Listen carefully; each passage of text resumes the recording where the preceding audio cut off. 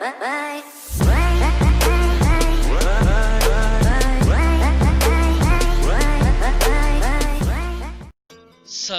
tout le monde, comment allez-vous? Moi ça va plutôt bien. Aujourd'hui on se retrouve pour une nouvelle vidéo pour parler d'un des putains d'aliens du rap US. Pour le moment je parle de Lil Pump, voilà, si on t'a vu le titre. Bref, Lil Pump, dit du nom Gazi Garcia, né le 17 août 2000, connu professionnellement sous le nom de Lil Pump, est un rappeur, chanteur, auteur et compositeur américain. Il est l'un des membres les plus importants de la scène rap SoundCloud, tu vois un petit peu parce qu'il a percé grâce à SoundCloud tout simplement. Garcia est également connu pour sa personnalité publique hyper active, où il est souvent représenté en train de prendre des drogues, en particulier de la marijuana, donc voilà tout simplement, du Xanax, de la MDMA, fin de la ligne, tout ça, voilà, tu vois un petit peu toutes sortes de drogues qui peut se prendre tout simplement. Il est souvent critiqué pour son comportement vu sur les réseaux sociaux tout simplement, où on va faire des conneries plus d'une fois, voilà, en train de fumer ses gros pétards, en train de prendre de la drogue, bref voilà tout ça, en train de expliquer qu'une gonzesse est en train de lui faire des choses tout simplement, en train de tirer à travers une voiture, bref tu vois plein de trucs de Lil Pump. C'est le mec qui est complètement timbré, voilà, c'est assez sorti enfin bref, tu vois, il peut faire plein de trucs complètement chelous, tu vois un petit peu. C'est le mec, il est complètement bizarre à mort, tu vois un petit peu ce que je veux dire. Bref, Lil Pump il est devenu populaire en 2017 après avoir sorti son single Gucci Gang, excusez-moi. Gucci Gang, c'est un hit qui a vraiment marqué, vraiment marqué Lil Pump en 2017. Et c'est ça qui l'a fait clairement percer tout simplement.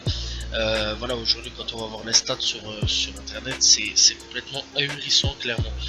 Bref, donc Gucci Gang est sorti sur son premier album tout simplement nommé Lil Pump en 2017, qui a culminé à la 3ème place du Billboard Hot 100 américain et a été certifié triple platine par Recording Industry Association d'Amérique.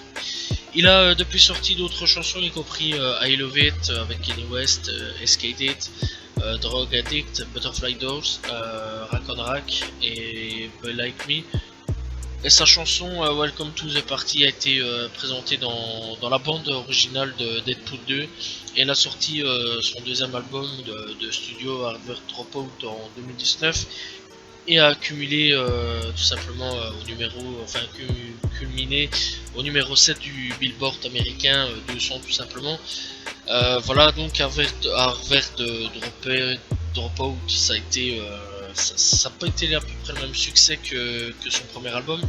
Voilà, aujourd'hui on attend aussi son troisième album qui devrait s'appeler Lil Pump 2 apparemment, voilà, tout simplement. Et donc on a pu déjà écouter un son qui s'appelle Illuminati avec Anuel AA tout simplement sur YouTube. Le clip est sorti il y a 4 mois, et donc là aussi il y a eu un petit truc avec ça, avec cette histoire là, où il s'était fait mordre par un serpent il y a des mois d'ici, bref, donc voilà. Donc Lil Pump il a quand même percé assez jeune, et a percé à 17 ans, 16-17 ans, voilà, un truc dans cette histoire là. Bref, donc voilà. Garcia il est né le 17 août 2000 à Miami en Floride. Dans une interview en 2018 avec J. Cole, Garcia a déclaré que ses parents sont de Colombie et qu'ils ont divorcé quand il avait 6 ans tout simplement. Lorsque Garcia avait 13 ans, son cousin Lil Hominius lui présenta Omar Pinero, mieux connu sous le nom de Smoke Purp.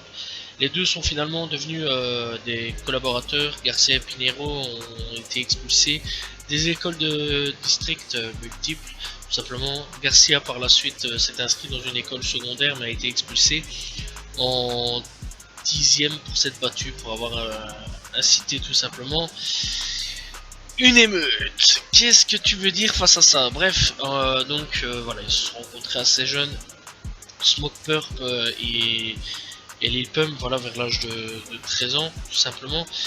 Donc clairement via tout simplement le cousin, voilà, tout simplement. Après tout ça, donc début de carrière commence en 2015-2016, donc voilà la carrière de rap de Garcia commence lorsque Smoke Purp, excusez-moi, a produit un morceau et lui a demandé de faire du freestyle dessus. Le single produit a été publié indépendamment, tout simplement en 2016 sur le site web de streaming SoundCloud, comme son premier single. Lil Pump Garcia Lil Pump tout simplement a rapidement suivi la chanson avec le single Elementary, Ignorant, Gang Shit et Drum Stick, chacun recueillant plus de 3 millions de vues. Tout simplement, le succès de ces morceaux sur SoundCloud lui a valu la reconnaissance parmi la scène de rap de Floride du Sud, tout simplement, dans un style connu sous le nom de SoundCloud Rap. Tout simplement, il a été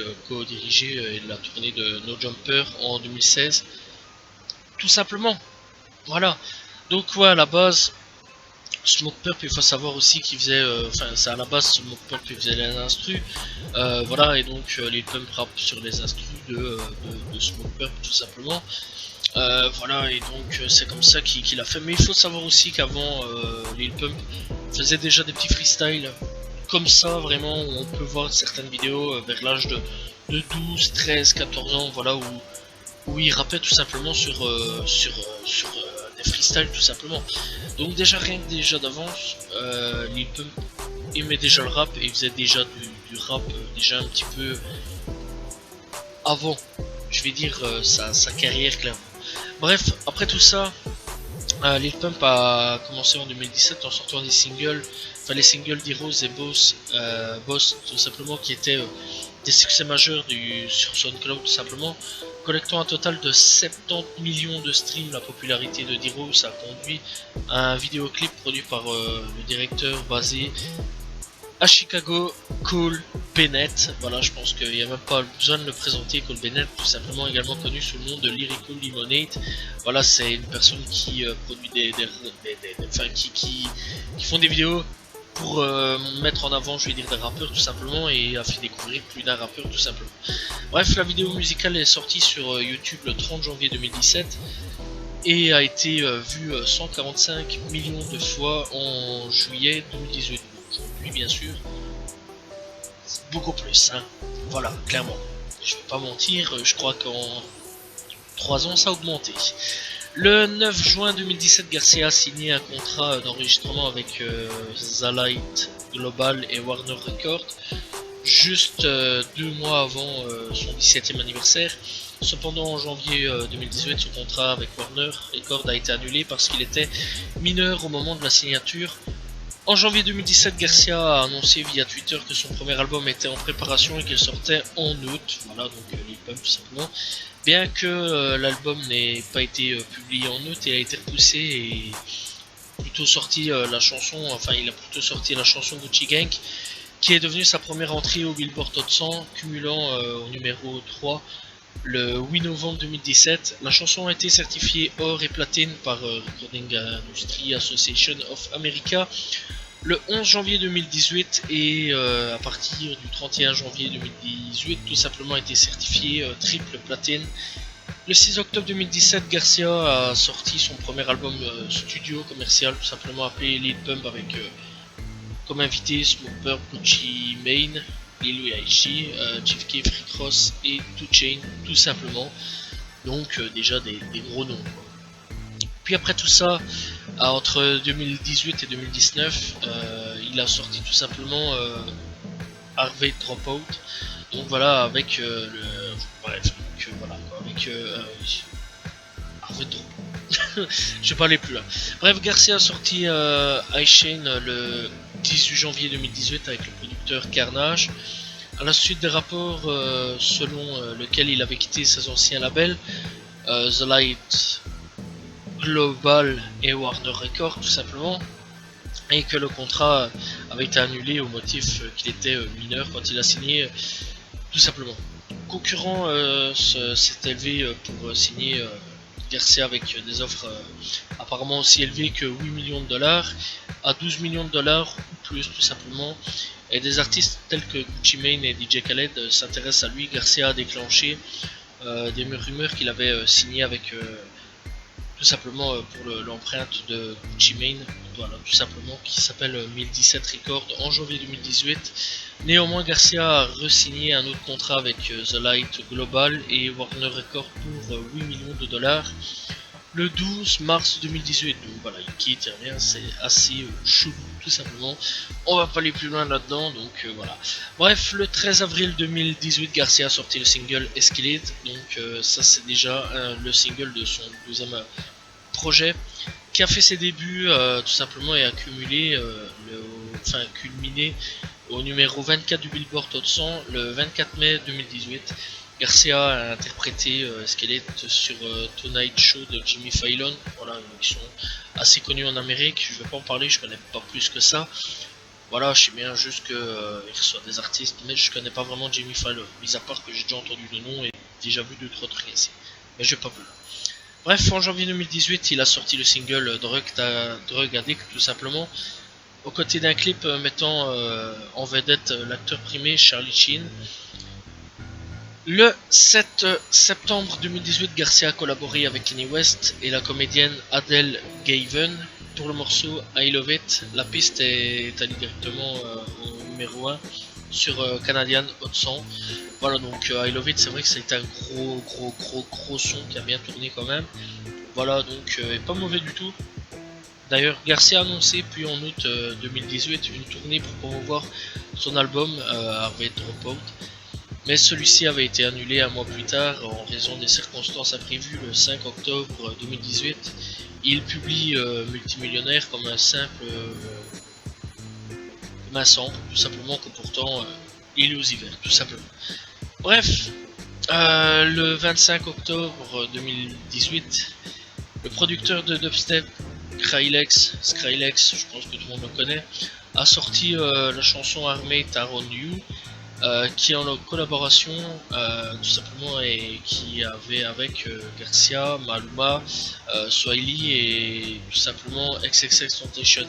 Je m'en souviens très bien, d'ailleurs c'était pas un mauvais son non plus, voilà, et donc il y avait plusieurs artistes dessus et le son est vraiment très bon. Le 16 décembre 2018, Garcia a été accusé d'être raciste envers les Asiatiques, d'être raciste envers les Asiatiques tout simplement pour avoir visionné un extrait de sa nouvelle chanson Butterfly Doors. Les paroles contenaient des stéréotypes et des insultes asiatiques, y compris Ching Chong, et il m'appelle Yao Ming parce que mes yeux sont vraiment bas. Les paroles sur lesquelles Garcia retire les yeux d'un air moqueur, cela a provoqué une bonne couverture médiatique négative et a poussé le rappeur tout simplement publier des décisions contre lui. Le 24 décembre 2018, il a téléchargé une vidéo exclusive sur Instagram concernant l'incident et a publié plus tard un single avec les paroles offensantes édité tout simplement. Voilà, donc ouais, c'est vrai que ça, par contre, j'étais pas du tout au courant de cette histoire là avant de faire cette vidéo là. Mais donc on apprend quand même pas mal d'histoires. Donc voilà, le 21 février 2019, Garcia a sorti la chanson Be Like Me avec Lil Wayne, qui était vraiment pas mauvais non plus. Un clip mettant en vedette les deux artistes a également été publié le 25 février 2019. Garcia a exécuté Be Like Me avec Jimmy Kimmel Live. Le 22 février 2019, il a sorti son dernier album en date aujourd'hui, Harvey Dropout, avec Kanye West, Lil Wayne, Offset, Quavo, Smoke Purp toujours, Lil Uzi Vert, 2 Chainz et YG, tout simplement. Bref, après tout ça, le 13 février 2020, Lil Pump a déclaré que son histoire était tout simplement finie, qu'il arrêtait la musique, et après tout ça il est revenu quelques jours plus tard en disant que c'était pas vrai, qu'il était là de retour et qu'il annonçait Lil Pump 2 tout simplement, qui serait son prochain album. Voilà, tout simplement, et donc apparemment il devrait arriver. Alors on sait qu'aussi Lil Pump a eu plusieurs problèmes tout simplement juridique, et il faut savoir aussi que il a déclaré sur les réseaux sociaux et dans les paroles qu'il était incapable de lire en raison de sa dyslexie. Voilà, donc tout simplement. Alors il faut savoir aussi que il a été il a été arrêté plus d'une fois. Voilà, donc en 2018, pour le 15 février 2018, pour le 29 août 2018, le 4 décembre 2018 et le 13 décembre 2018, tout simplement pour conduite désordonnée, pour, donc par la police danoise aussi pour un spectacle à Vega Copenhague, tout simplement possession de marijuana. Bref, plus d'une fois pour conduite sans permis, pour toujours marijuana, conduite sans permis ou autre, voilà. Donc voilà, qu'est-ce qu'on peut penser de Lil Pump en gros? Eh bien Lil Pump c'est un peu le mec qui s'en bat un peu les couilles de tout, qui fait tout et n'importe quoi, qui a déjà une longue carrière, clairement, enfin une longue carrière, a déjà quelque chose, clairement depuis 2015 il est là, enfin 2015-2016 il est là, et clairement il fait beaucoup parler de lui. Mais si parler de lui c'est surtout beaucoup grâce à cause plutôt de ses conneries sur Instagram. Voilà, Instagram c'est vraiment quelque chose pour lui d'essentiel dans sa vie et d'important quelque part. Voilà, Instagram pour lui c'est vraiment le truc où il peut faire, où il peut montrer clairement sa vie, ce qu'il fait tous les jours, voilà, ce qu'il fume, ce qu'il fait comme conneries ou cocasse. Genre la dernière fois d'ailleurs ça avait fait une mini polémique quand il s'était fait les ongles des mains ou des pieds. Voilà, il avait mis en couleur ses ongles tout simplement. Voilà, il avait verni ses ongles. Voilà, il était en bleu ou en rose ou en jaune, je sais plus en quoi il était. Enfin, il avait verni ses ongles, ça a fait un truc. Et en fait, Lil Pump il sert beaucoup d'Instagram, de tout ça pour avoir du clout, pour avoir du buzz clairement. Et c'est un rappeur qui cherche beaucoup de buzz en fait, et le problème c'est que son buzz commence doucement à s'essouffler, mais il n'y a pas que, aussi beaucoup regrettent, enfin beaucoup ouais, regrettent un petit peu Lil Pump du fait que il répète beaucoup souvent tout le temps en fait la même chose. Voilà, beaucoup voudraient qu'il revienne à l'ancienne, des fois il y en a qui voudraient qu'il change, qu'il aille vers d'autres trucs. Alors avec son nouveau single avec Anuel AA, il a un petit peu changé, voilà, il a un petit peu changé sur certaines choses, voilà, c'est un petit peu, hein, pas grand chose, je tiens à le dire, voilà, mais le problème c'est, Lil Pump, est-ce qu'il peut durer dans le temps, est-ce qu'il peut tenir dans le temps? C'est la question que je me pose, et personnellement, je ne sais pas. C'est un bon rappeur, s'il change un petit peu ses trucs, un petit peu de style de musique, je pense qu'il pourrait tenir. Voilà, je pense que s'il va un petit peu dans un peu moins du rap de style bizarre, à toujours répéter la même chose, du rap à toujours répéter la même chose, ou cocasse, je pense qu'il y a moyen qu'il puisse continuer un petit peu. Bon, peut-être beaucoup, je sais pas, faut voir s'il va se renouveler ou cocasse, mais je pense pas que ce soit un rappeur qui puisse durer longtemps, des années, voire même. Voilà, là où un Smoke Purp arrive à changer clairement, parce que Smoke Purp il a clairement essayé de dévier un petit peu la tendance, essayer de faire d'autres trucs. Quand on regarde Smoke Purp avec Jack Harlow, je pense que c'était Jack Harlow, voilà, qui était vraiment un très très bon son.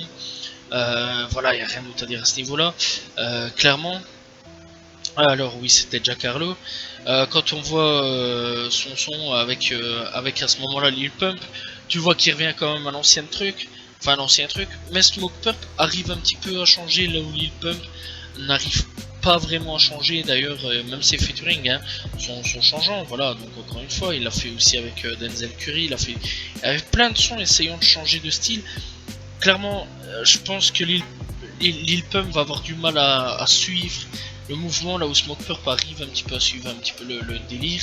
Et d'ailleurs son dernier album était pas mauvais du tout. Je pense en fait le prochain album va pouvoir déterminer si Lil Pump peut continuer ou va échouer tout simplement dans sa carrière. Voilà, surtout que son dernier album, le deuxième album, n'a pas vraiment si bien marché que ça. Enfin après on parle toujours de première semaine, mais je trouve ça complètement ridicule. Moi je tiens quand même à préciser, je trouve que la première semaine c'est un peu appuyé sur de la débilité en fait. C'est de la débilité en fait tout court. C'est pas la première semaine qui fait la qualité d'un album, je tiens quand même à préciser clairement. Parce que bon, voilà. Mais après dans l'ensemble, l'album, enfin que ce soit le premier ou le deuxième album, c'est pas mauvais du tout. Personnellement j'aime bien, voilà.